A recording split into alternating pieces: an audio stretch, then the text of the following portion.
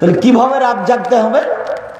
রাত জাগার পদ্ধতি হলো এশার সালাত জামাতে আদায় করেন, একটু শুয়ে যান, 10:30 11টার দিকে উঠেন, সুন্দর করে ওযু করে আল্লাহ আকবার বলে সালাত শুরু করেন। আপনার তো কোরআন মাজিদ মুখস্থ নাই, সূরা ইখলাস আছে, কুল আল্লাহ, সূরা ফাতিহার পরে কুল আল্লাহ 1 বার 2 বার 50 বার 1000 বার যতক্ষণ থাকা যায়। তারপরে রুকু সুবহান রাব্বিল আযীম 1000 বার যতক্ষণ থাকা যায়। তারপরে সিজদা সুবহান রাব্বিল আলা যতবার থাকা যায় 1000 বার হোক না কেন। এ হলো 1 রাকাত, এভাবে আরেক রাকাত, এ হলো 2 রাকাত, আর 2 রাকাত, এ হলো 4 রাকাত। দেখবেন 1.5-2 ঘন্টা গেছে। এখন দরজাটা বন্ধ করে দেন, ঘরে যেন কেউ না আসে। হাত তুলে দোয়া করেন, কান্নাকাটি করেন, তাসবিহ তাহলিল করেন, জিকির আজকার করেন। 1-1.5 ঘন্টা ক্ষমা আজকে নিতেই হবে। ক্ষমা না হয়ে সকাল হতে দেওয়া হবে না।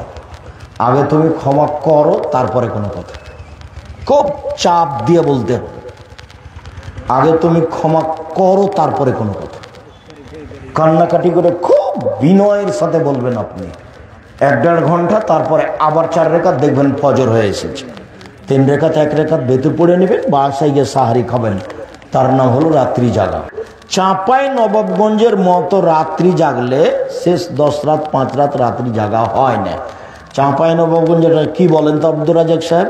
ওই সবাই এক জায়গাতে বসে কোরআন মাজিদ তেলাওয়াত করে, জিলাপি খায়, গল্প করে, এইটা চলবে না।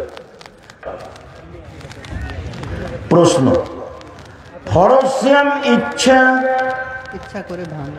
ইচ্ছা করে ভাঙ্গা